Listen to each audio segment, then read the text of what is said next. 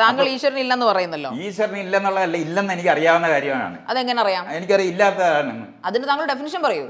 ഇല്ലാത്തതാണ്. അല്ലെങ്കിൽ പിന്നെ ഇല്ലാത്തതെന്ന് ചുമ്മാ പ്രപഞ്ചം എങ്ങനെ ഉള്ളതാണ്. സമ്മതിക്കാൻ പറയും? ഉള്ള പ്രപഞ്ചത്തിനെ ഉണ്ടാക്കാൻ ഒരാളെ ആവശ്യമില്ല. ഈ പ്രപഞ്ചം ഉണ്ടാക്കാൻ ഒരാളെ ആവശ്യമില്ല. പ്രപഞ്ചം ഉള്ളതാണ്. പ്രപഞ്ചം ഉള്ളതാണ്. ഉള്ള പ്രപഞ്ചത്തിനെ ഉണ്ടാക്കാൻ പറ്റത്തില്ല. അപ്പൊ ഇത് ഉണ്ടാക്കിയ ഒരാളില്ല. ഉണ്ടാക്കാൻ അതാണ് ഈ ബുദ്ധിയില്ലാത്ത പറച്ചിൽ പറയുന്നെന്ന് പറഞ്ഞ ഉള്ളതിനെ ഉണ്ടാക്കാൻ ഭൂമി ഉണ്ടായതാന്ന് ശാസ്ത്രകാരന്മാർ കണ്ടുപിടിച്ചിരിക്കുന്നു പറയുന്നത് ശാസ്ത്രജ്ഞന്മാരാണോ ഇത് ഉണ്ടാക്കിയത്? ഭൂമി അല്ല അത് ഉണ്ടാക്കുക. ഭൂമിയല്ല, ലോകത്തുള്ള എല്ലാ സാധനവും ഉള്ളതാണ്. ഉള്ളത് മാറുന്നതാണ്.